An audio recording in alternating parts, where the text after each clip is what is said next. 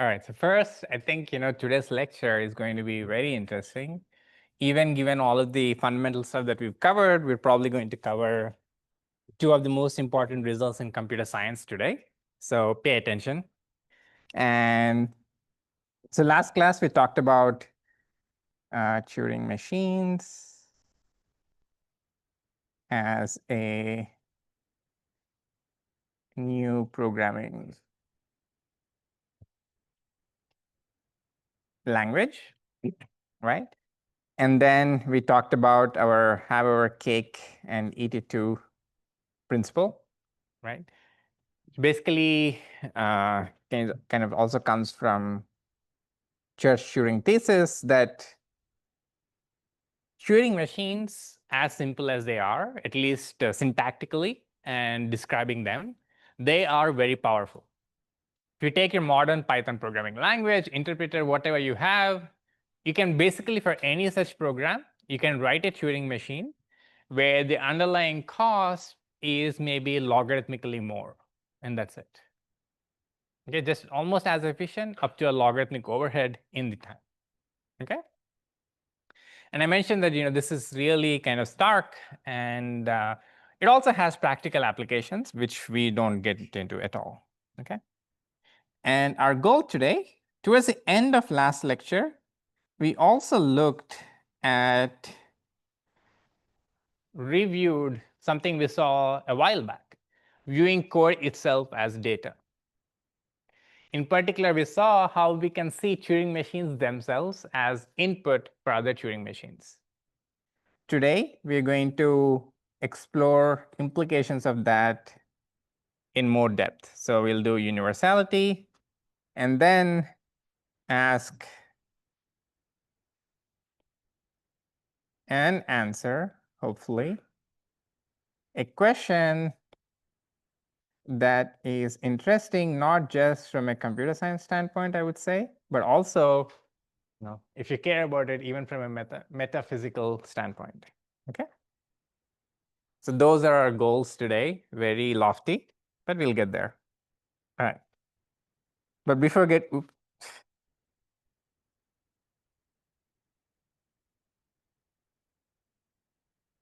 before we get there, let me make some announcements.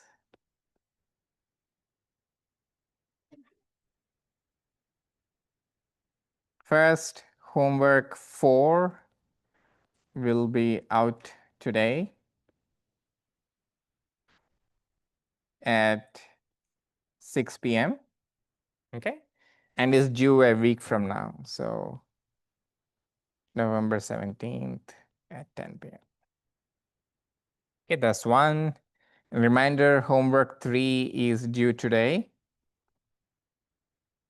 on Gradescope, so make sure you submit them. And also, exam 1 grades have been up actually for a while, but make sure you submit your regrade request, anything like that, on time. Don't come back the day before the exam to say, what happened to exam? Oops. Hold on. Damn, this font is so small.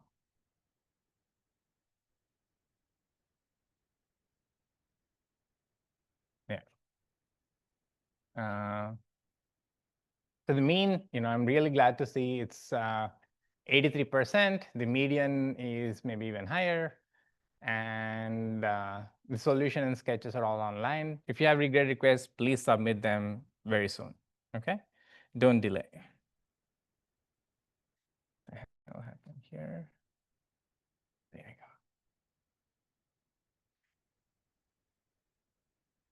go. Okay. And more importantly, we also have exam 2 next week, which is 11/19 here in class.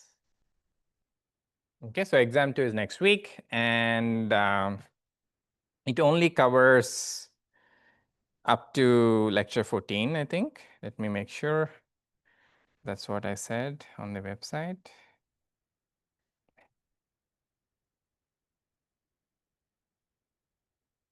Yeah, lectures 9 through 14.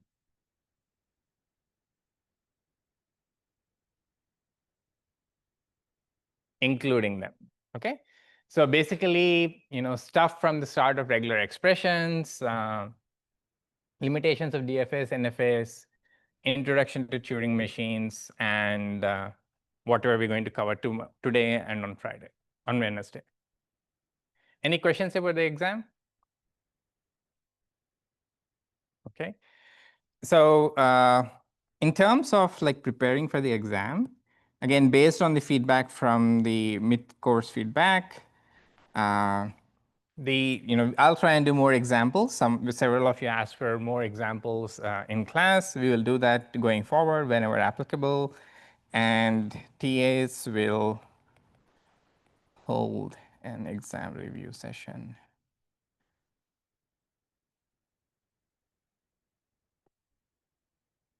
this Friday.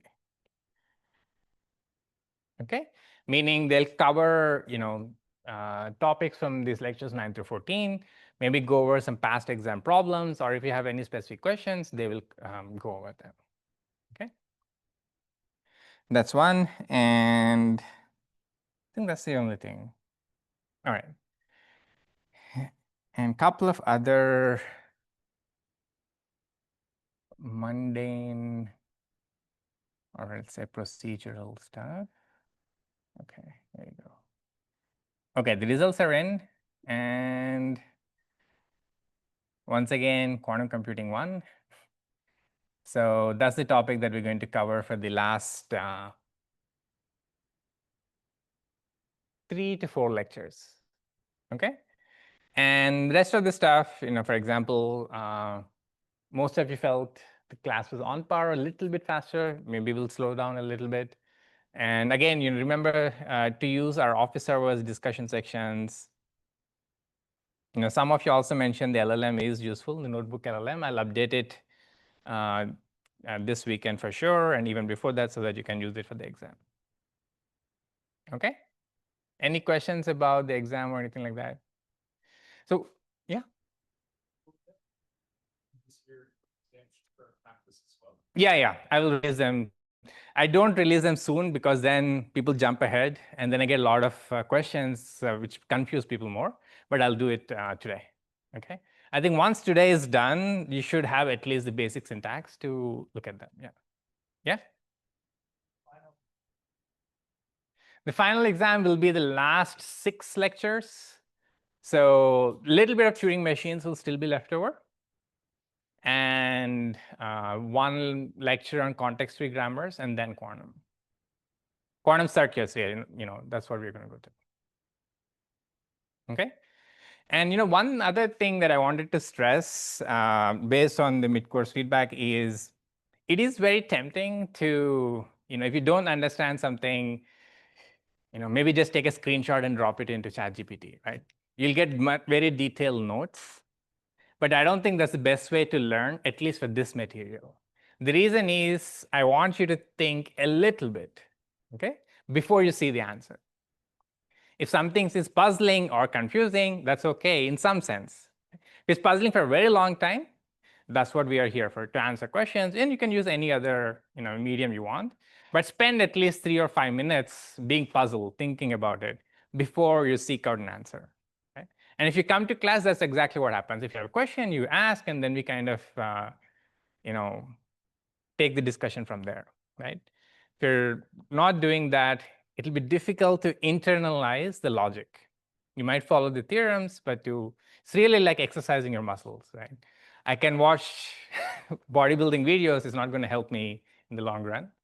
But if I even do small stuff, it'll help me. Okay, the same thing. So just take a pause, think about it.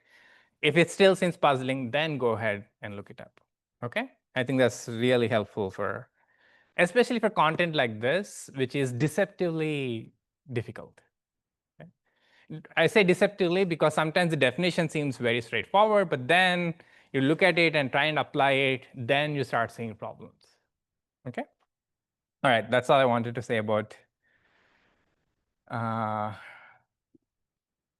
the general sort of course. Now let's get back to the exciting stuff. All right. Okay, so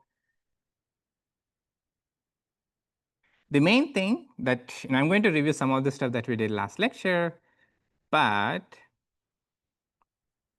one phenomenally important thing is viewing code as data, right? In particular, we said every Turing machine M has an equivalent encoding as a binary string.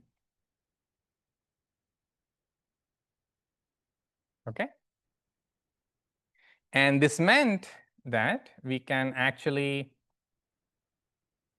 ask questions to compute functions where the inputs are themselves Turing machines or other programs. And the most important such function is eval, which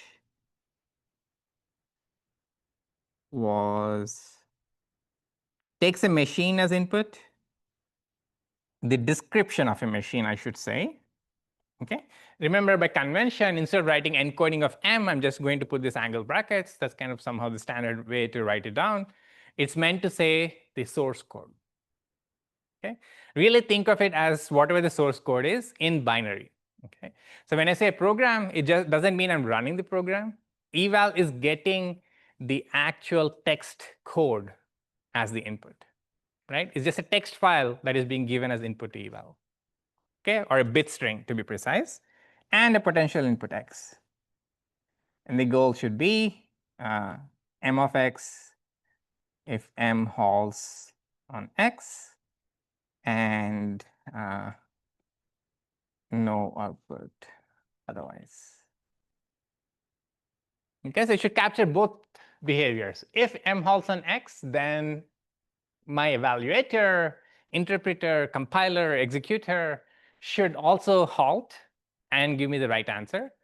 If my original program did not halt, it should also not halt. So it's mimicking the behavior exactly.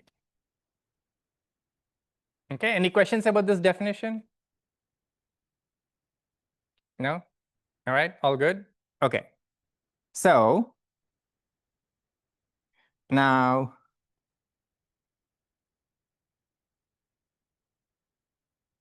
a really remarkable theorem is that eval is computable.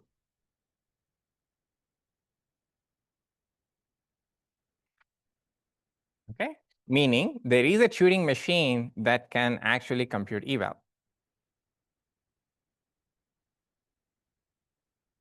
Okay, does the statement make sense?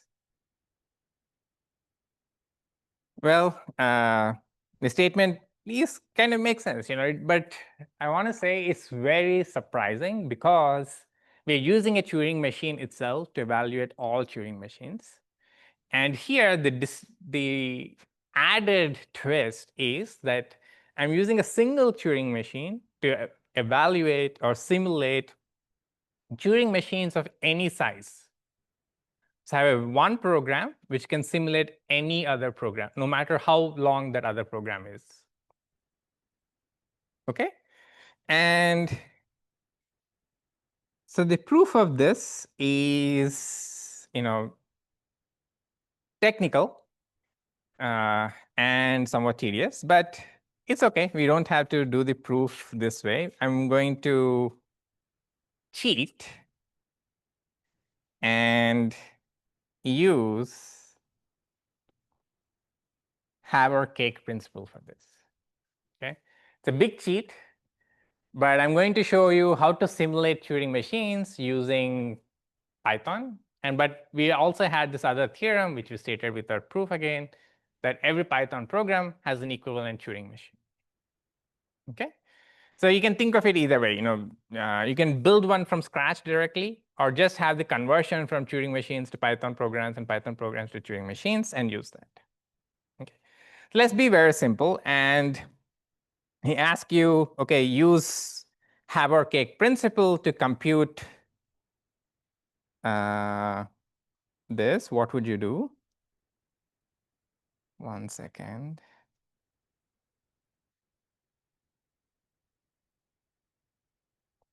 How can I write a Python program which computes this? I have it written up somewhere, so I'm just adding that.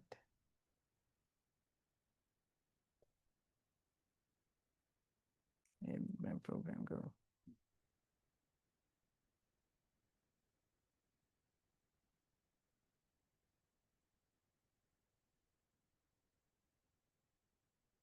Okay, good.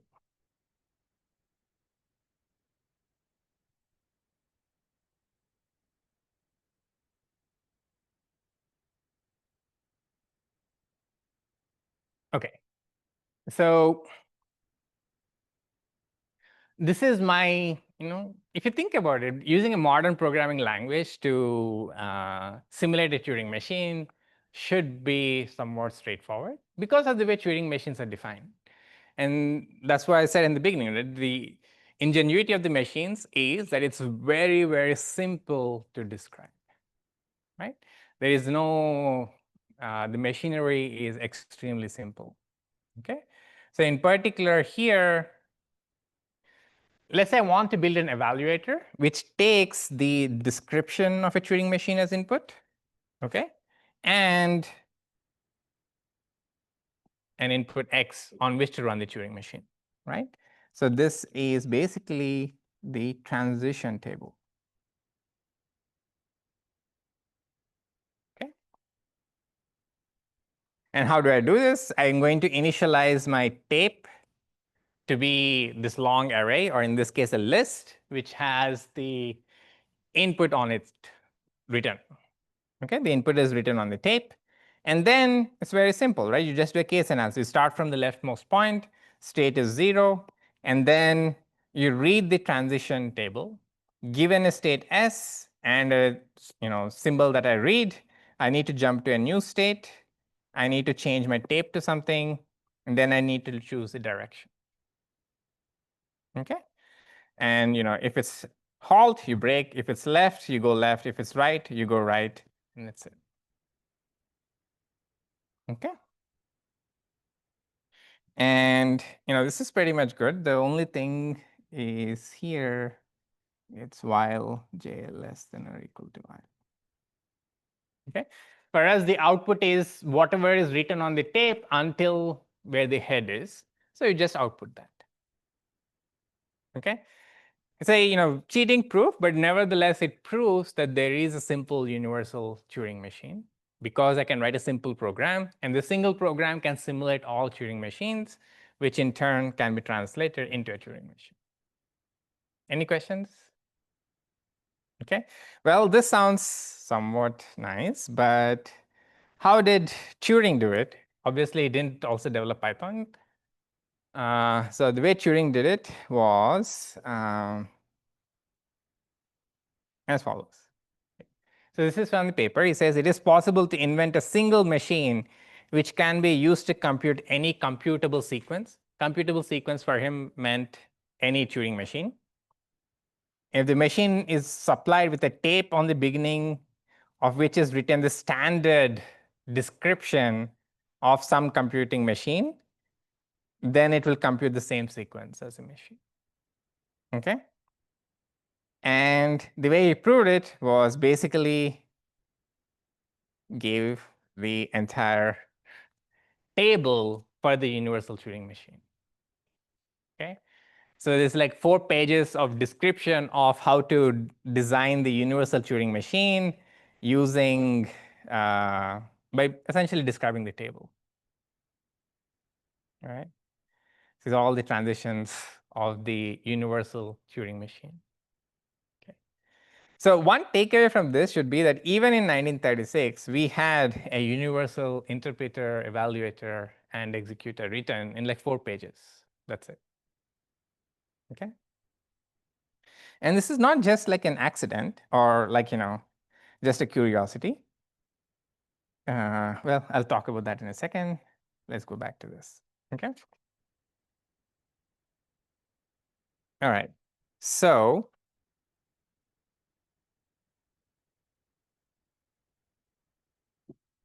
Now, I want to say a few words about implications of universality.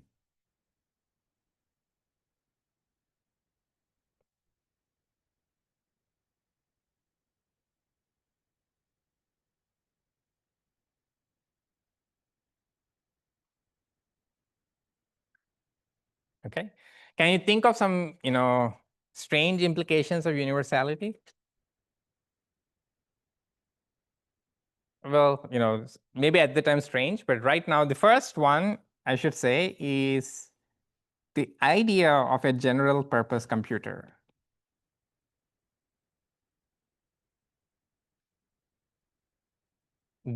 Is only possible because there is a universal Turing machine. Okay, because if you think of a program of modern computers, they're not designed to run only specific programs. Right? They can run any program that you want. Until Turing came up with this concept and proof that you can build a universal Turing machine, people had specialized computers for doing specialized tasks. You had a computer for adding numbers. You had a computer for multiplying numbers. Okay? You had different machines for doing different things. But then now what you're saying is there is a general purpose computer.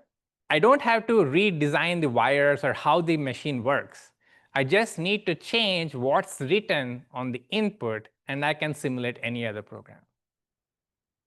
Okay, we don't change our hardware to run Python. We don't change our hardware to run Java. We just change the software that's running on it. Okay? And I said, we know universal Turing machines with 25 states and sigma being just 0, 1, triangle 5. If you really wanted to, I can build a computer with just these 502 numbers. Okay, and just around the time, or maybe a little bit later, there was this other programming language, Lisp. Okay, you can think of it again as a mathematical description, and here's something that really happened.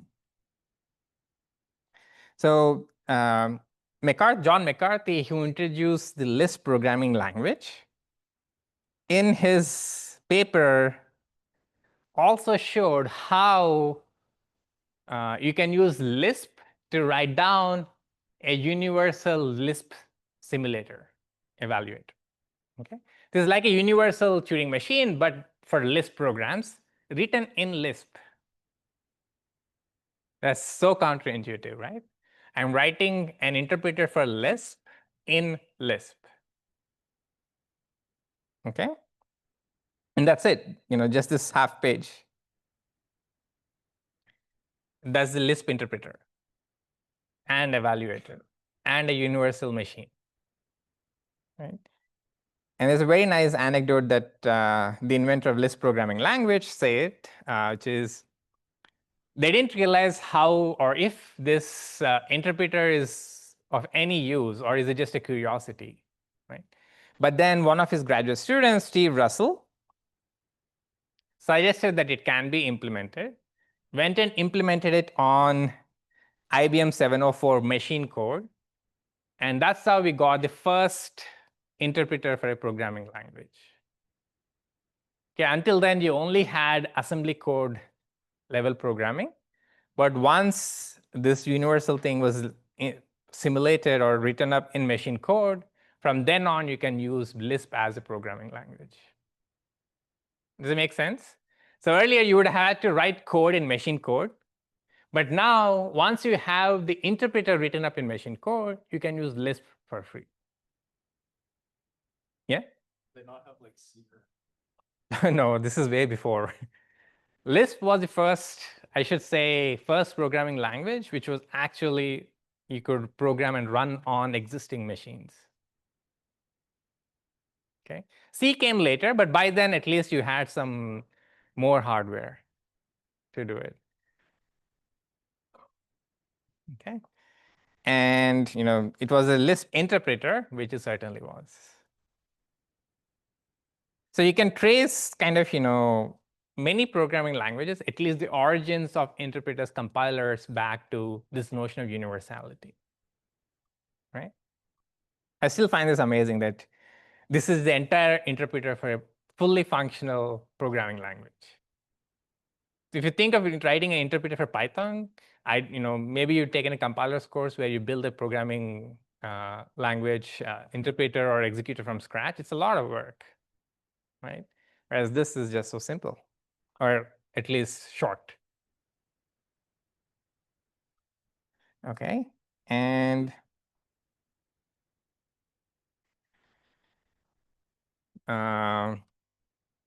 the other thing is universality transcends the specific model.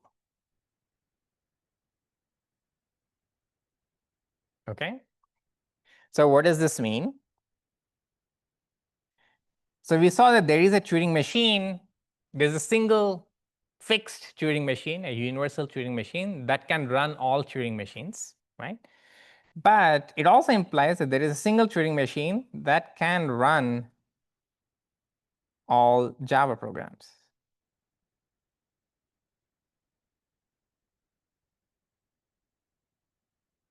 Okay. And the other way, there exists a Python program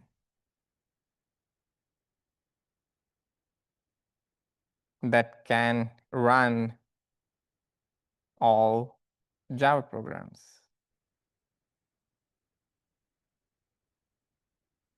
There exists a Lisp program, blah, blah, blah, right? So it means that any of these languages, you can basically write a compiler interpreter for anything else in that language. I can do it in Turing machines. I can do it in Lisp. I can do it in Python. I can do it in Java, and so on. Okay. And motivated by this, people introduced this really nice concept of a Turing complete language.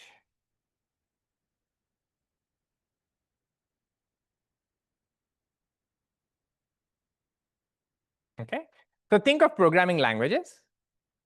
We say a programming language is Turing complete if it is as powerful as Turing machines, essentially.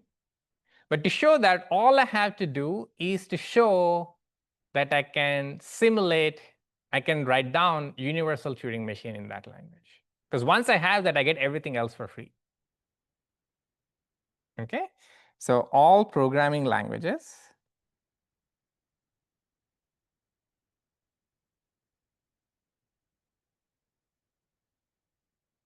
that can simulate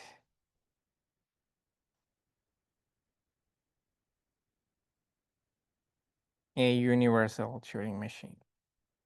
Okay, so what this is saying really is there is this one fixed universal Turing machine with 500 lines or whatever. If I can simulate that in my programming language, then I'm as powerful as any other programming language. Okay, and people have figured out that all kinds of strange interfaces are Turing complete. One year there was a student who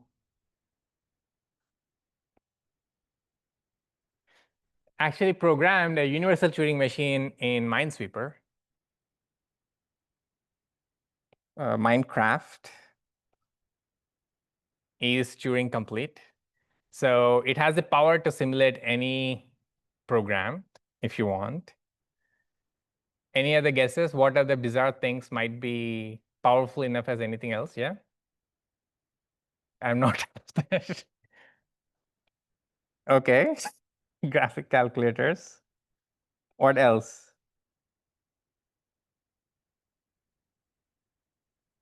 It turns out that HTML is not Turing complete, but HTML plus CSS is.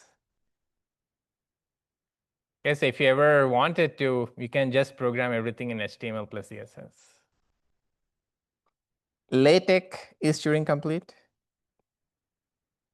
Meaning, for example, if I wanted to, I can write a compiler for C in LaTeX. Not that I would do it, but it is possible. PowerPoint is Turing complete? PowerPoint is Turing complete, and so on and so forth. Okay. And again, you don't have to show that everything else is, you don't have to show that for every program I can write down an equivalent PowerPoint program. As long as I show this for this one single universal Turing machine, everything else comes for free. Okay, that's the power of universality. If I can do this one program, again, Turing wrote it down in 4 pages of really painful to read typed, really, right? Yeah. He's basically typed. With a typewriter, he wrote a universal Turing machine. Okay, now we can use all kinds of other things. McCarthy did it for Lisp using this. This is a universal Lisp interpreter, and so on and so forth. Okay, and we'll come back to this concept of Turing complete languages later on, where it might seem like a very good thing to have Turing completeness, but in some situations, it can be a major drawback. Okay, and we'll talk about that later. Okay, when Turing completeness is not a feature, but a bug.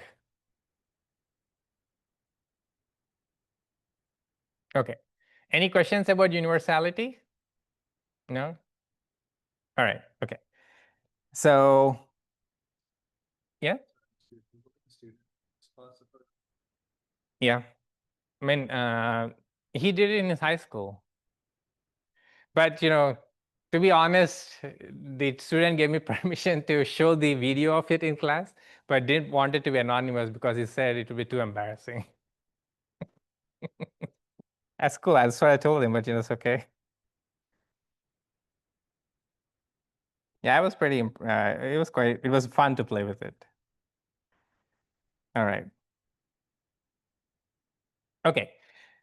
So code as data. We already saw one really powerful implication, which is universality.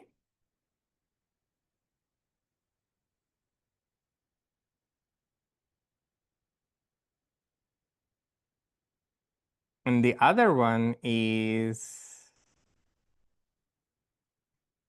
going to be uncomputability. Okay. And before going on, I forget if I showed this last time, but let me do it anyway. Did I show this last time? No? Okay. So Turing in 1948 wrote something about universal Turing machine. He said, the importance of the universal machine is clear. We do not need to have an infinity of different machines doing different jobs. The engineering problem of producing various machines for various jobs is replaced by the office work of programming. Right? This is basically software engineering as a field and as a profession kind of is alluding to that there. Right? Saying, you don't have to really build machines, you just have to program a single machine, okay? Which is the office work, software engineering jobs, right? That's what it's talking about there, okay? I find it puzzling that he made this prediction in 1940s. Okay, so we saw one of the greatest very powerful concepts, which is this universality. And the other thing we're going to talk about is uncomputability. And this, I think, is also very surprising.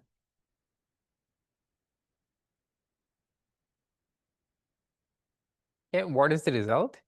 It says there are functions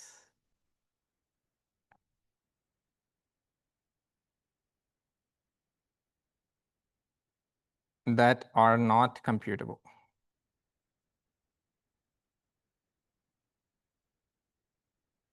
Okay, So just as for DFAs, for example, we said, okay, there are functions which are not computable by DFAs. There are functions which are not computable by NFAs, and so on.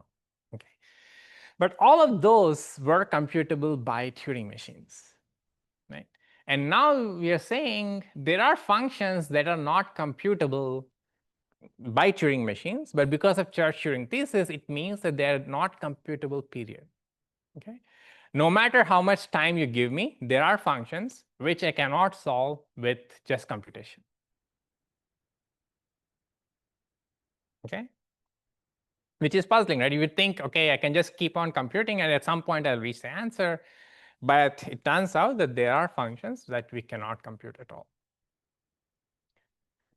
And so to approach this, first I'll define a function which is kind of a really seemingly silly and useless function, but it turns out to be not computable. And then we'll see how it leads to results which say that functions that we would really like to compute, that we would really like to have algorithms for, do not have algorithms. Okay? They just cannot solve it. It's not a matter of time complexity. You just cannot solve it. Okay? So think of it as two parts. First, I'll come up with some strange and somewhat silly function, and then we'll use that as a lever to show a bunch of things that we care about also have the same fate, which is that they're uncomputable. All right? Okay. And the function is, okay, I'm going to call it the toddler.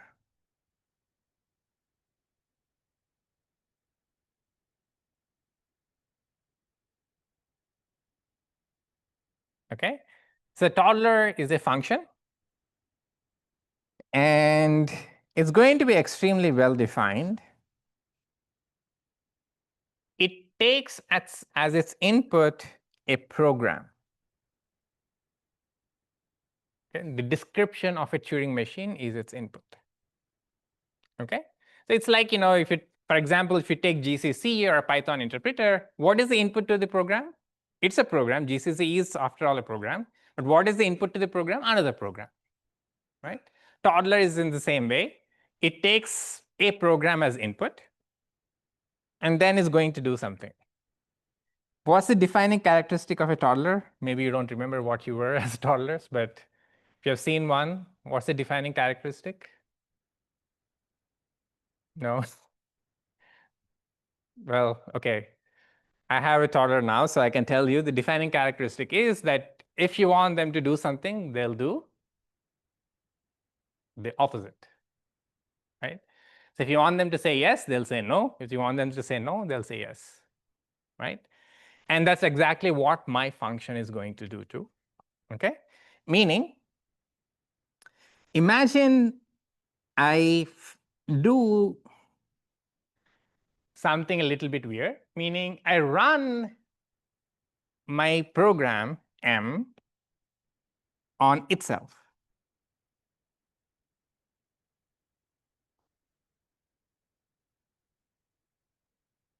Okay? I'm running a program on itself.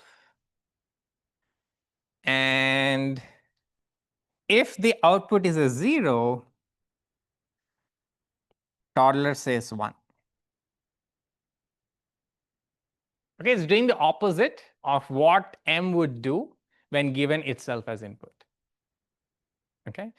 Remember, here we are using code as data in two levels. One, in viewing M, the description of M as a bit string that is being given to toddler.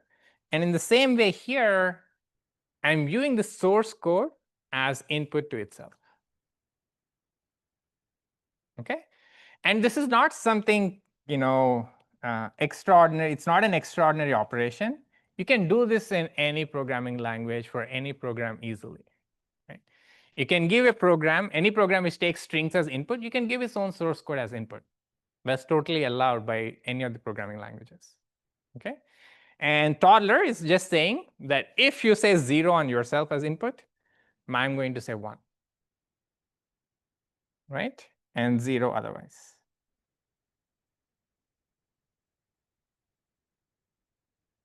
Okay, so at the end of the day, it is well defined on every input string. Given any Boolean string, I'm going to view it as a source code or description of a Turing machine, and the answer is going to be 1 or 0. Okay. Any questions about the definition? All right. And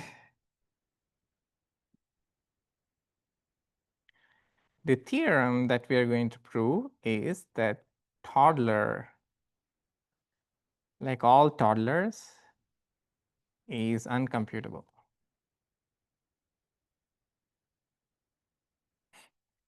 Again, if you know a toddler, you don't know how they would react to specific inputs. So the same way, we cannot compute the toddler function. There is no Turing machine which can exactly tell you what the answer to toddler is. Okay, this function, which is completely well defined for every possible input, is uncomputable. Okay. We're going to prove this. The proof is not that long, but is confusing. As I said a little while ago, if it's confusing, that's okay. Just pause for a bit, think why it's confusing, and then we can, try and unconfuse ourselves. Okay. So here, let's say I tell you, I didn't tell you toddler is uncomputable. I asked you to write a program for toddler. What would you do?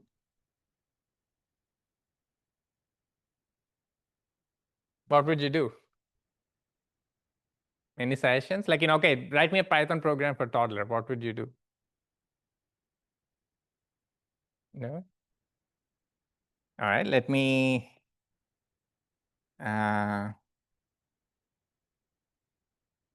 define a new program, which I'm going to call infant toddler. So it's just an infant aspiring to be a toddler.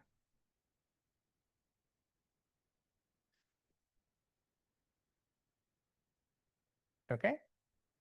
Given the description of M, I'm just going to say run M on M if output equals 0, output 1, else output 0. Okay, this is what toddler is supposed to do, right? If M on M gives you a 0, you have to say 1, otherwise you output 0. This is a well-defined Python program. But my claim is that this does not compute toddler.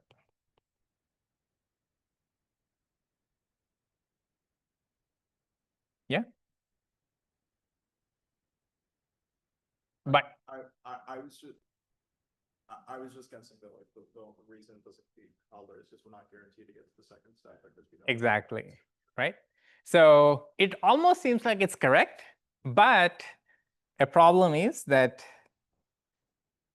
when I run M on M, I never know if I'm going to get here or not. Okay, so for example, let me take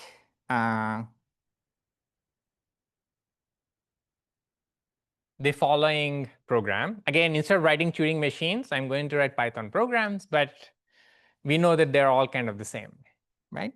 So let me define a program. Trivial loop. On any input string, it just does while 1 not equal to 0. Let's say a equals 1.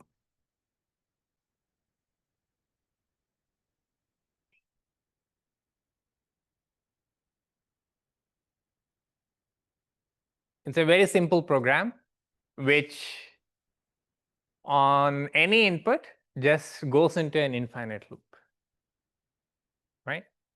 So it's a well-defined program. And if you run it on Python, it'll say, okay, you have an infinite loop, you'll get a code dump error, or depending on kind of interpreter you have, it might flag that you have a infinite loop in there. Okay, you agree with that? Okay. So now suppose I find out, I ask, okay, what's the output of the function toddler when given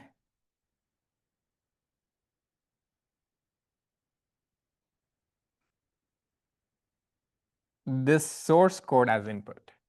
Okay. Remember, I'm giving the program's code as input, right? So what should the answer be here?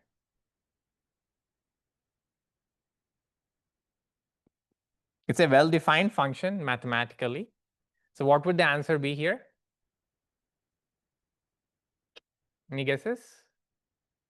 Yeah? 0, right? Why? Well, you only output 1 if you get a return of 0. But here, the program is not returning anything, right? So trivial loop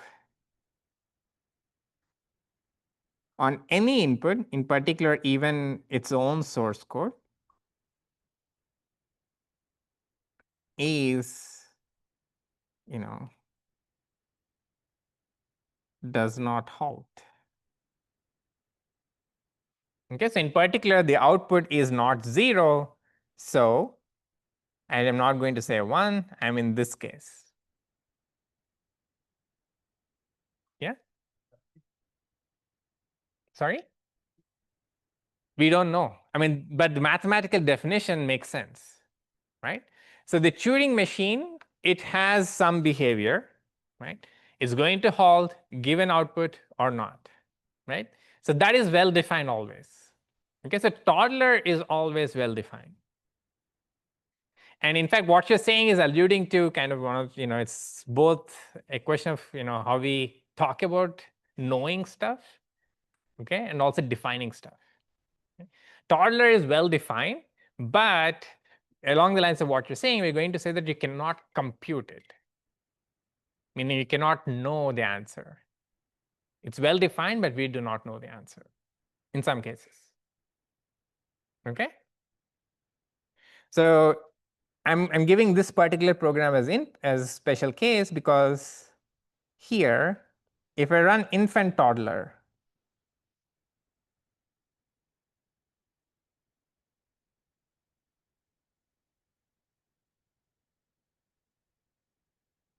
what happens? I run the program on itself and I just get stuck in an infinite loop here, right? So I run in an infinite loop.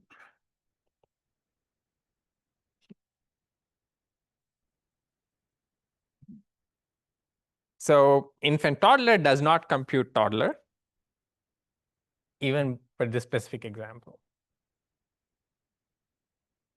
Okay, so the simple approach did not work, but maybe there's other clever program that can compute toddler. Unfortunately, or fortunately, depending on your perspective, toddler is actually uncomputable.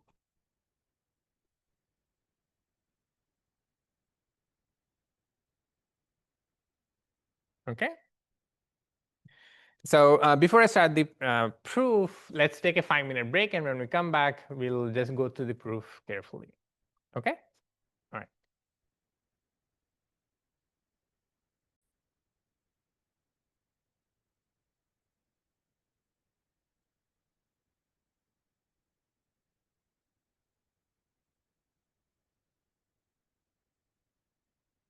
Okay, so I know it.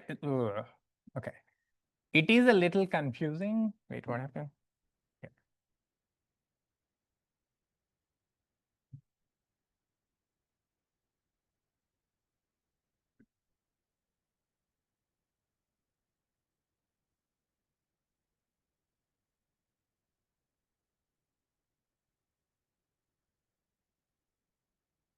Okay, it is a little confusing to I mean, to internalize this concept of programs taking other programs, that seems okay. We see that all the time.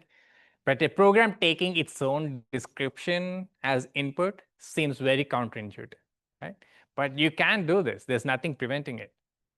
Try, if you can extract it, you can give the entire source code of GCC as input to GCC.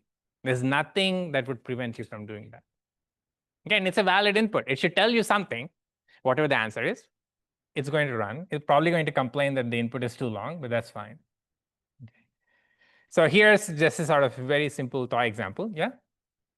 That sense is like whatever the program that we're running. So at least going to be like a compiler of sorts. Not necessarily. In fact, I'll give you a very, very silly example. Okay, so here's a program which takes a string as input and then basically returns the reverse of the string. Okay. Since I'm working in Python, I'm just going to use strings instead of 0, 1 binary. We can always go to binary by our conversion tricks if you want to. Okay. So invert string takes a string as input and returns the reverse of it. So invert string a la computer science the most becomes whatever this is. Okay. Now, Python also allows you this thing where you can extract the source code of any program from a function handle. Okay. For example, I can say description invert string or blah, blah, blah. Description invert string of inspect get source of invert string. The output of this is a string. So that's why I'm saying type of description invert string is a string. If I ask it to print it, it's this. Okay, so this is a string, but it's the source code of invert string. Make sense? Which is basically like our angle braces. Okay, we can extract this in Python, and now I can feed it to itself. Invert string of description invert string is our analog of running M on its own description. Okay, I can do this. This is, there's no reason in the world why you would do this except to play around or muck around. And what does it do? It's just giving this. It's well defined. Here, for example, it's, yeah, I'm not going to try and read it, but it's the same source code written in reverse. Just the formatting is different. Instead of having different lines, you have the /n. Okay, makes sense? So that's what I meant by saying it's not a far-fetched operation to give a program its own source code as input. I can do this with a few lines in Python. I can do this in any other language that you want. Okay. And you can implement infant toddler. Okay. And here, once I mention a program, it's going to get the function handle, the source code, run it, and write down exactly what it is. Okay, so output of infant toddler on invert string is 0. So you are able to actually get an output here, but on some other programs, you might run into an infinite loop. Okay, maybe I should have actually done that. I should have written trivial loop and call infant toddler and trivial loop and see what happens. It'll go into an infinite loop. Okay, make sense? I'll share this also with you so you can play around if you want to. But the idea of giving programs to themselves as input is not that far-fetched. It's something easily allowed in almost any programming language. Okay? All right. Now, let's go back to toddler. Okay. So the proof of this is a little mind-bending. It's maybe 10 lines, 15 lines, but it's confusing 10 lines. So bear with me. And it might take a couple of runs to go over it. So what are we trying to say, right? We're trying to say that there is no machine that can compute toddler, right? So we're going to prove by contradiction.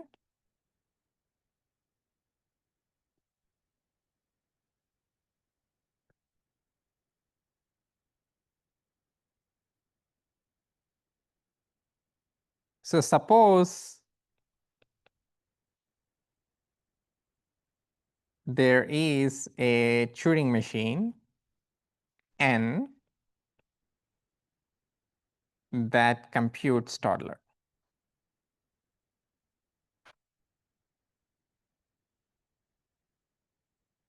Okay? I mean, someone is telling you that, okay, here's a magical machine which exactly computes toddler. Meaning, if I give the description of any machine as input to my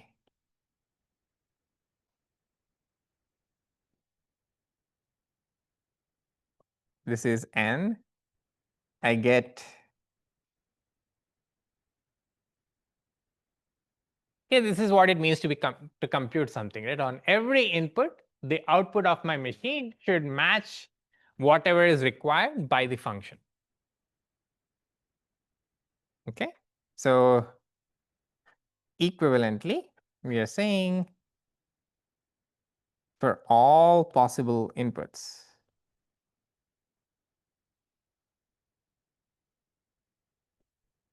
M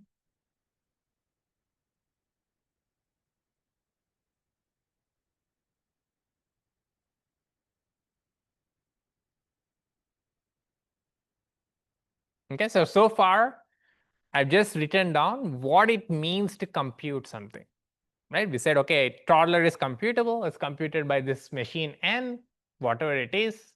It might have a million lines, no matter what, whatever it is. If you're computing it on every input, you must have the same exact output. Okay, so far so good. And here's a punchline. I'm going to go along with my toddler jokes for a while, so bear with me. So if you ever get into a competition with a toddler, how do you defeat a toddler? No? You're never, yeah? Yeah. You have to become a toddler, right? So the only way to defeat a toddler is to basically give them toddler's behavior as input, right? So we're going to do the same thing here, which is N is computing toddler. What's it going to do if I give its own source code as input?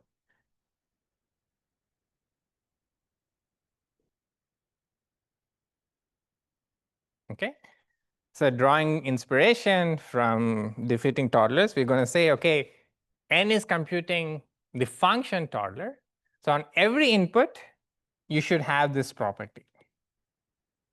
Of all of the available programs, I'm going to study the behavior on one specific program, which is the description of N itself.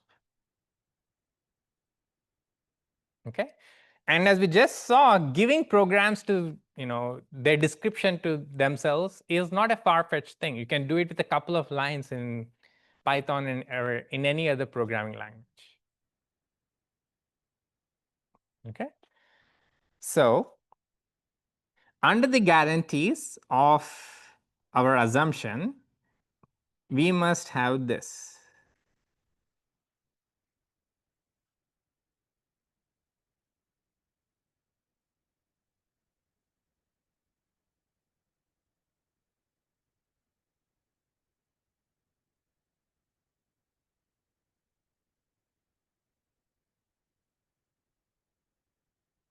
Okay, so if N computes toddler, then when given its own description as input, I must have the exact same answer as toddler of N. With me so far? We're just playing around with definitions so far. But my claim is now we're strangely done. Okay. Why is that? My claim is we get a contradiction here. What's the contradiction? Any guesses?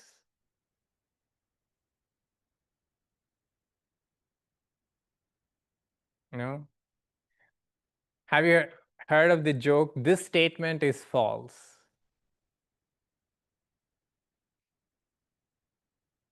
Okay, so if I write down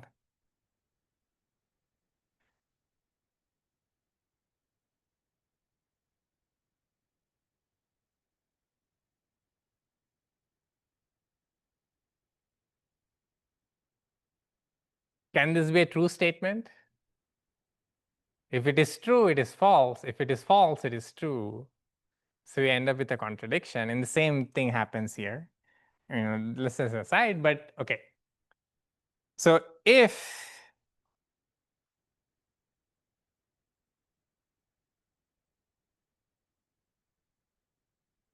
let's do a case analysis. These two should be equal. Okay. So if it is 0, what should happen?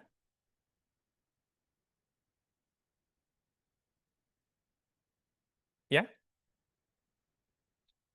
By definition, toddler would output 1.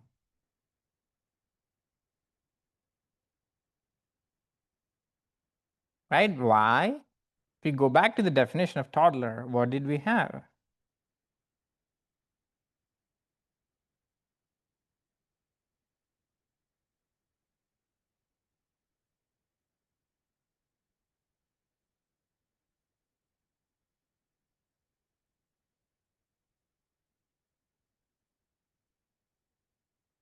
Okay.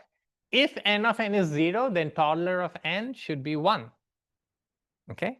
Which is not possible because of this. They're both supposed to be equal. But if n of n is 0, then toddler of n would be 1. So this is a contradiction.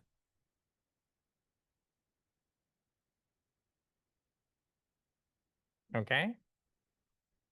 And case 2, if n of n equals 1, then what happens?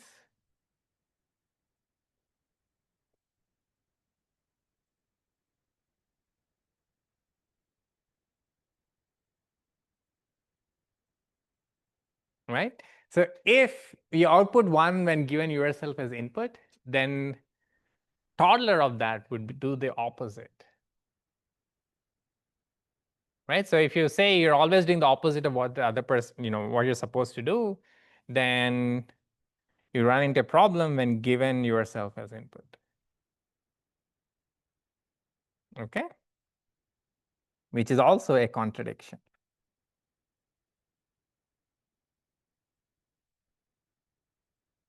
Right? So if we assume toddler is computable, then we are getting a contradiction no matter what the potential output is. The output is either 0 or 1, but in either case, we are getting that they cannot match. Okay? So the only thing that can get us out of this contradiction is that our assumption that toddler is computable is false.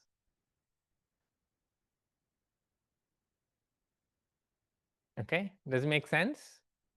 If we assume toddler is computable, we are getting into a contradiction by just looking at all possible inputs.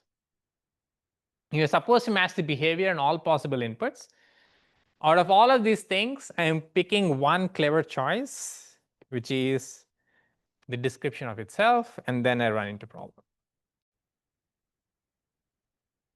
Okay. Any questions about this? So we just proved that there is a function which cannot be computed by any Turing machine. All right. So no matter how much time you give, you just cannot compute it. Admittedly, it is kind of an artificial function so far, but we'll see how it leads to real world implications soon. Okay, it's not a function that you would care about, but pretty soon we'll see functions that we care about which also share the same fate. All right? Okay. And maybe one summary of this and what we're going to discuss next is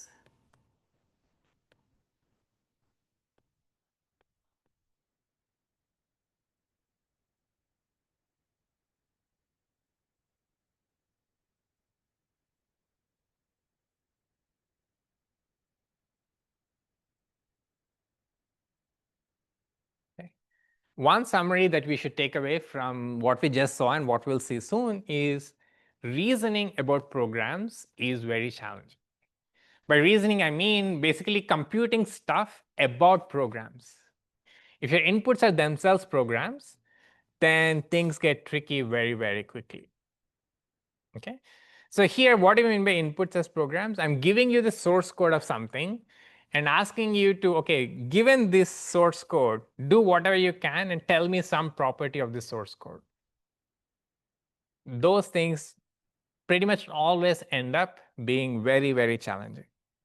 Okay.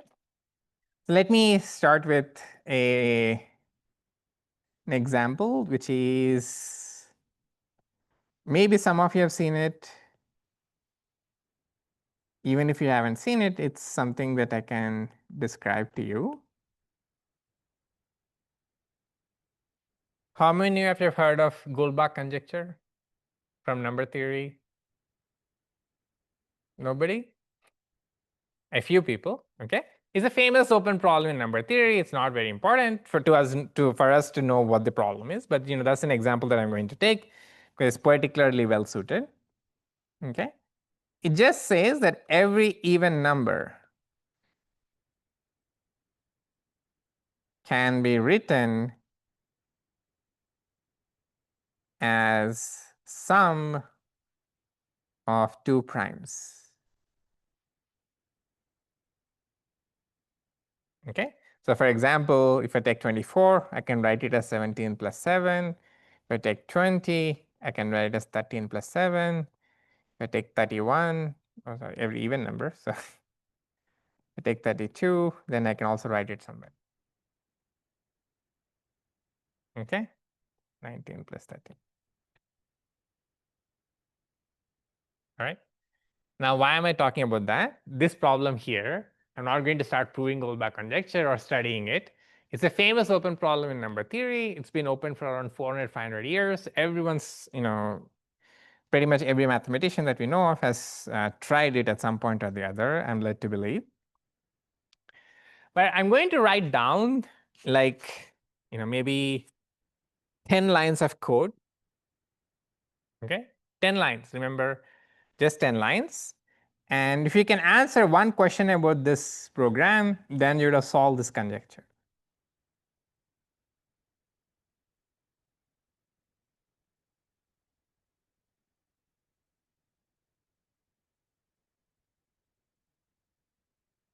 Okay. What is this program? I'm going to start by saying n equals 4 while true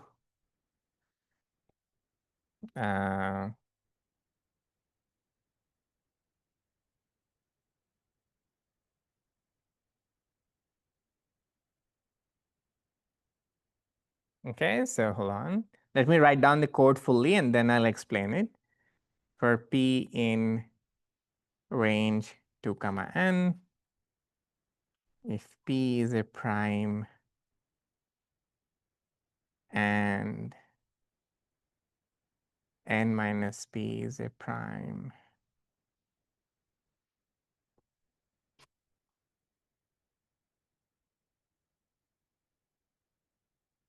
then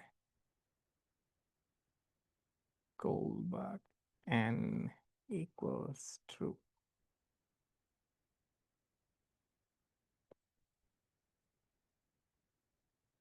Okay, and finally,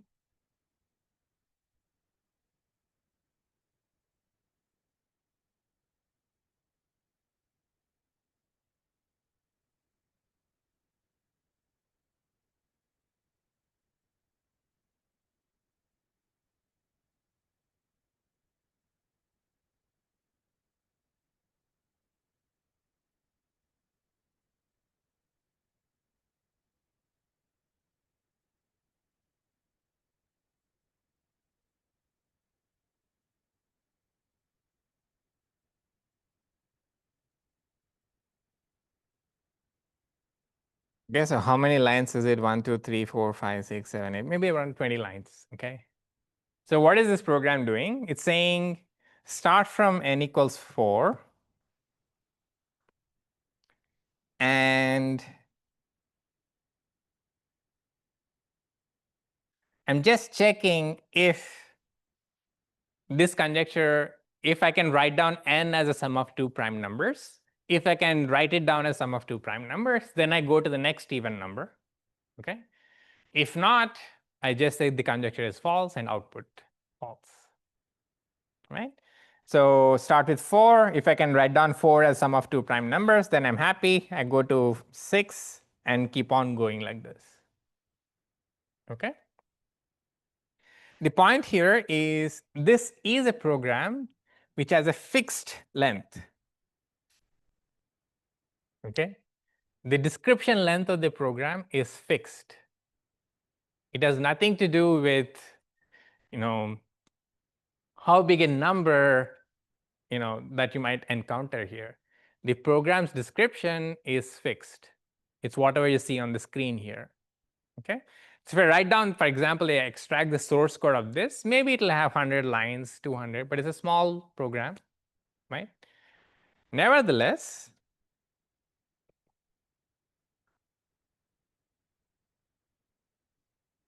we don't know if the program halts. We don't know if the program is going to stop or not. Okay. I mean, it's basically like knowing whether this program halts or not is equivalent to one of the most important open questions in number theory. Okay. This is to say that you can encode very, very challenging things into what programs can do. Right? And here we're asking a meta question about the program. We're not saying, okay, what is the output of the program on a specific input? I even just want to know, does this particular program halt or not? Right? And if you've used IDEs, sometimes you have these checkers which tell you, okay, am I going to get a core dump? If you're going to get a core dump, it's going to find some, some special cases they'll try and flag it. And if you have a while loop without incrementing the counter, the modern IDEs will flag it for you. Okay. Try giving this program and say, okay, can you tell me if there is an infinite loop here? And they'll not be able to tell you. Yeah. The program, it really doesn't matter here. It's just taking anything as input, it's ignoring the input. Okay.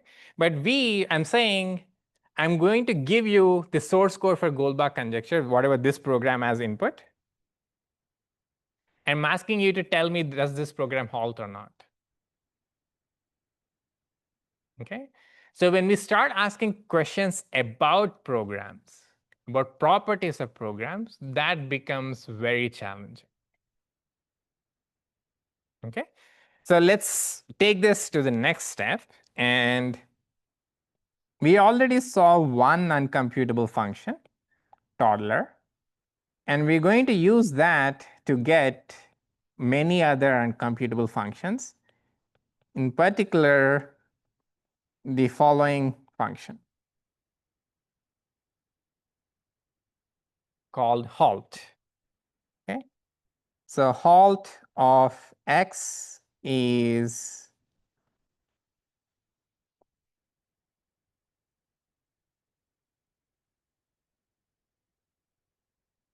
halt, just like toddler, takes M description of a program M as input and some potential input X as input, and outputs 1 if M halts when run on X and 0 otherwise.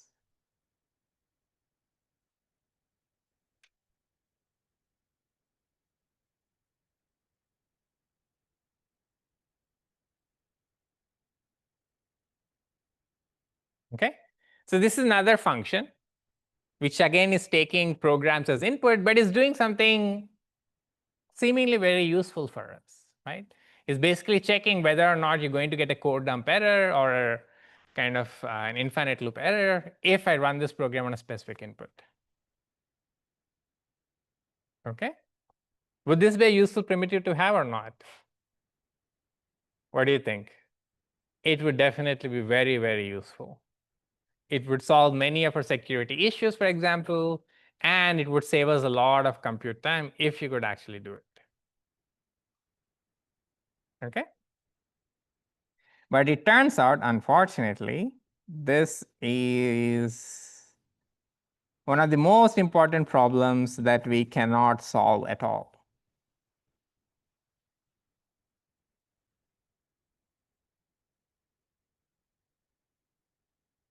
Halt is uncomputable. Okay?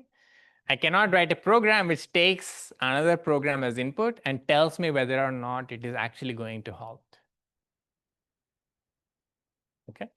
And it's not just hard, it's, I would say it's a really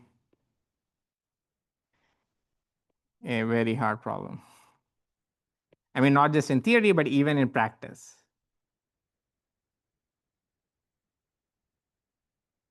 In fact, we just saw an example.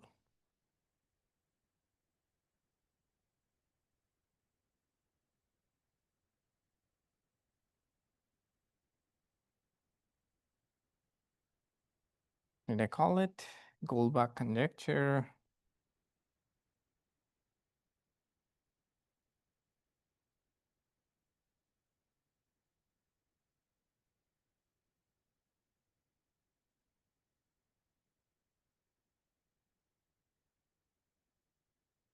If you gave me the source code of Goldbach conjecture, the program that we just wrote down, and 0 as input, I don't know what's going to happen. We don't know this even after 400 years of trying to figure this out. Okay? So again, this is to say that halt is a really fundamentally challenging problem. And it's not just because I can have very complicated programs as input. I can have even very simple programs. And this is like 20, 30 lines. I can even find shorter examples if you want. But even those simple programs, we do not really know what will happen if I run them. I want to know if it halts or not. We don't have any way of knowing. Okay? All right. So how do we prove this halt is uncomputable? It's an important enough problem that we'll see 2 proofs for it. Okay? The first proof is based on toddler, and the second proof will be direct. And the first proof is, as the book puts it glibly, if pigs can whistle, then horses can fly. Okay? So basically, we are not going to show the halt is uncomputable directly, but we'll use something called reductions.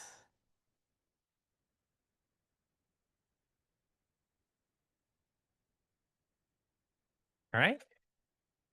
So someone is trying to tell you, or you're trying to prove that pigs can whistle, prove that pigs cannot whistle. And the way you prove it is if you say if pigs can whistle, then horses can fly, but horses cannot fly, so pigs cannot whistle. Okay. So the way we'll do this is concretely as follows. So we already know that toddler is uncomputable.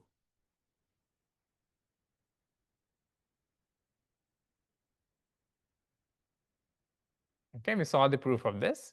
So we're going to use this. And how are we going to use it? The main idea is to solve toddler using halt.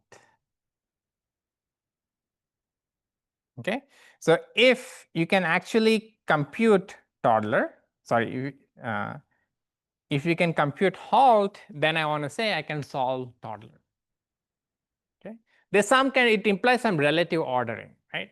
In some sense, it's saying halt is a harder problem than toddler, because if someone gave me the magic power to solve halt, then I can solve toddler. Okay, so if you defeat halt, then you would defeat toddler. That's what the statement is saying. Okay, it's a reduction, basically saying if I can solve problem A, then I can solve problem B. And hence, toddler should be easier than halt, but toddler already is the hardest there is, so halt itself should also be hard. Okay, so how can I do this? Well, let's think about it. Think of it as some kind of library, right?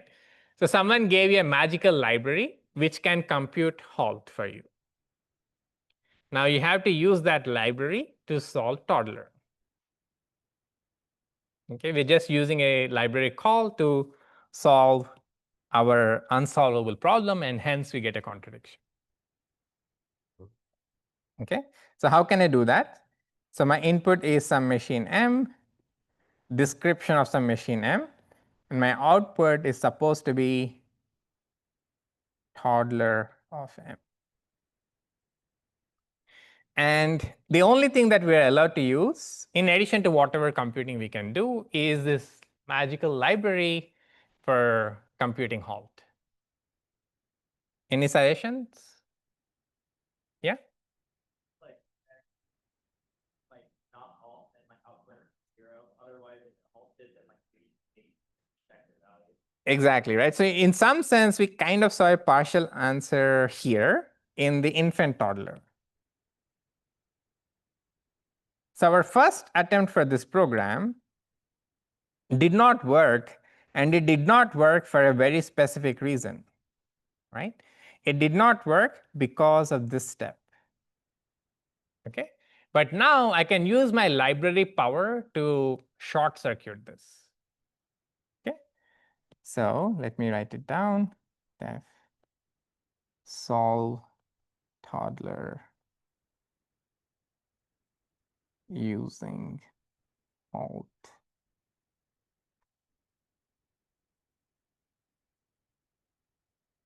Okay, so what is it going to do? It's just going to add one library call. If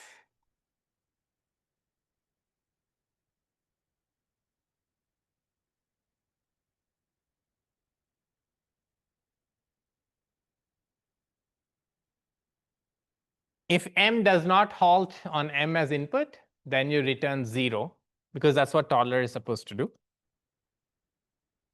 Otherwise, you do the same thing.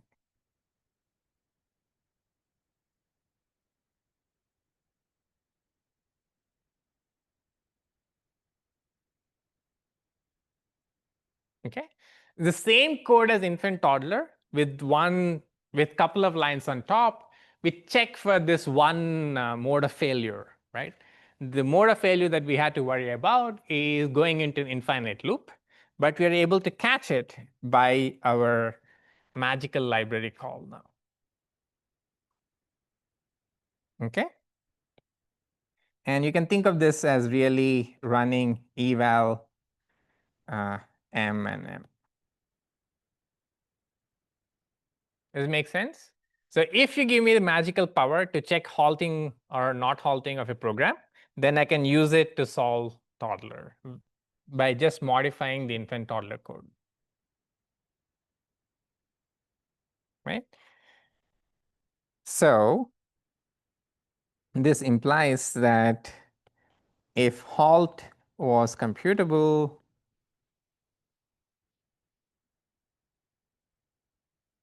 then toddler is computable. but we know toddler is not computable.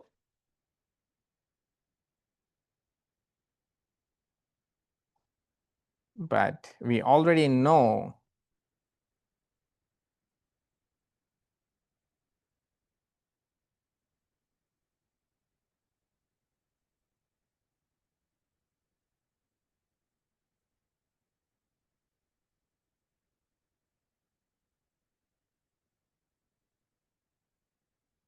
implies toddler, halt is uncomputable. Okay, so we're showing a little bit of a hierarchy of problems. It's not a strict hierarchy because you can reduce the other way too, but we're just saying that halt is a seemingly harder problem than toddler. Okay, but we know toddler cannot be solved, so halt also cannot be solved. And so, once we have this method, we can get a lot of other things to be uncomputable. We needed this one single problem, toddler, that we showed is uncomputable from first principles. But once we have that, anything else that is harder than that must also be uncomputable. Okay, so that's what we can do in many, many different problems. Concretely, what we did just now is a reduction from toddler to halt. Okay, so we reduce solving toddler or computing toddler to computing halt. Every time you're using libraries, that's what you're doing, right? So let's say you're using some graphics library, then you're basically reducing whatever you had to solve to implementing the graphics library. Okay, and that's what we are doing here too. Okay, and it's such a useful notion that we're going to formalize it as reduction from problem A to problem B. The way to think about it is saying if I can solve B, then I can solve A.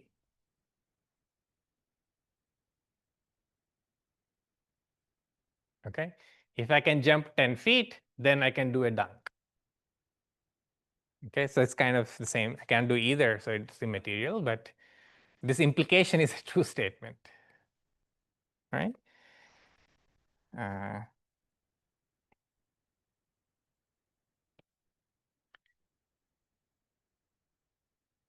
So one way to think about this is somehow it's saying A is an easier problem.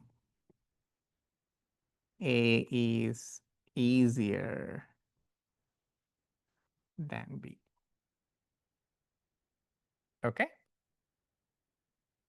All right. And whenever you have a reduction, you get two implications. Suppose I tell you B is computable.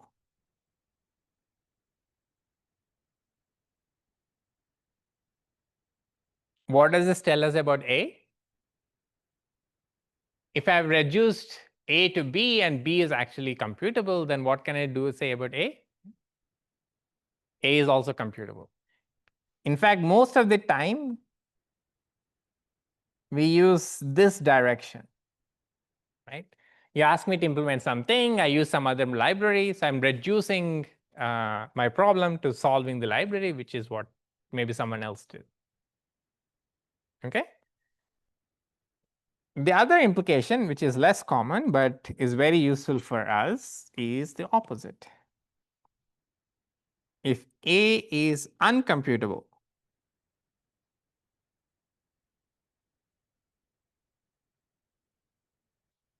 this should imply that B is uncomputable.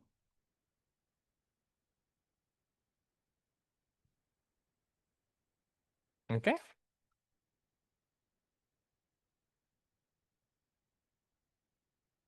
Any questions about this?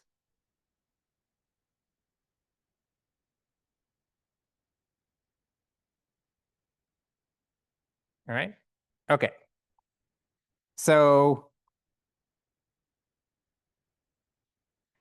in the remaining 5 minutes, I'm going to give a second proof that halt is uncomputable. As I said, halting problem is a really, really important problem in both kind of historically, and also because it's a problem that we really care to solve, but we cannot solve. Okay. So I'm going to give you a second proof.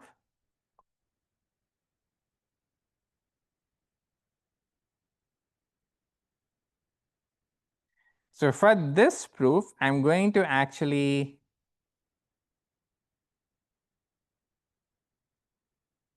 write down a program, and I'll tell you that there is a contradiction inherent in it, and you have to find the contradiction. Okay, when you come back on Wednesday, you'll have to tell me what the contradiction is. Okay, so I'm going to call, suppose halt is computable.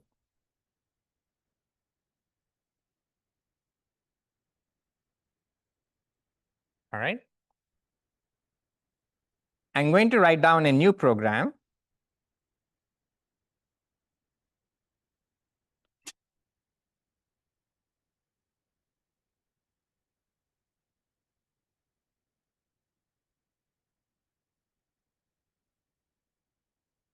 Which is called can't solve me. It takes a program as input and does the following. Remember, we are working under the assumption that halt is computable.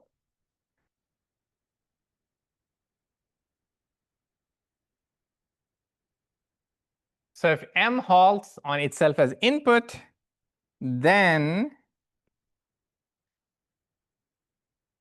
I'm going to go into an infinite loop.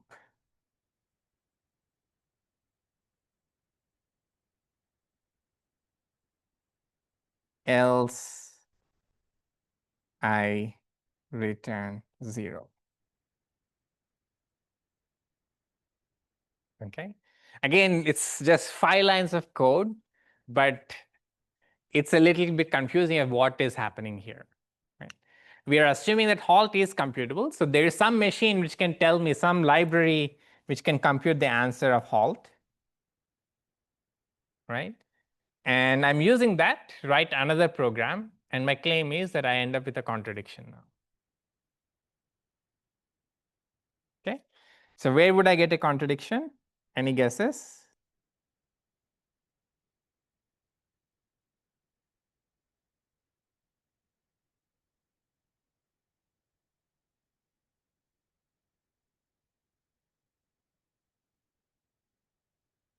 So it's getting pretty meta, right? We're giving programs to them, programs as input to programs. And then we're also doing the same thing again. Right? But as I said, it's not an unnatural operation. A program can take any string as input.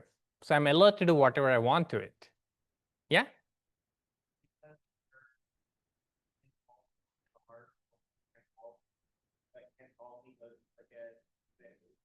Well, I mean, right now, this is second proof that halt is uncomputable, right? So there has to be a contradiction inherent in this description somewhere.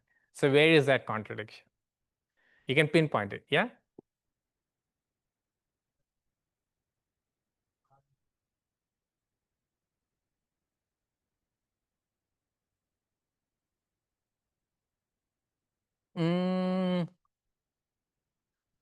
Maybe, but I think there's a cleaner objection.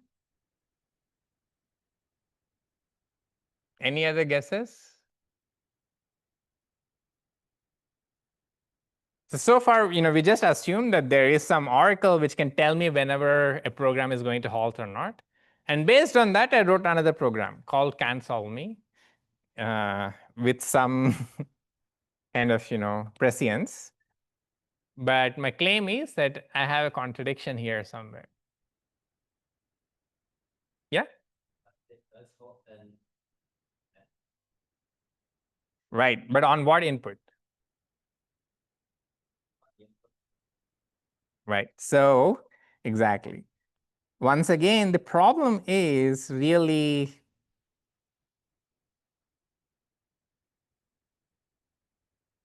what happens when I give the source code of CanSolve.me as input to CanSolve.me.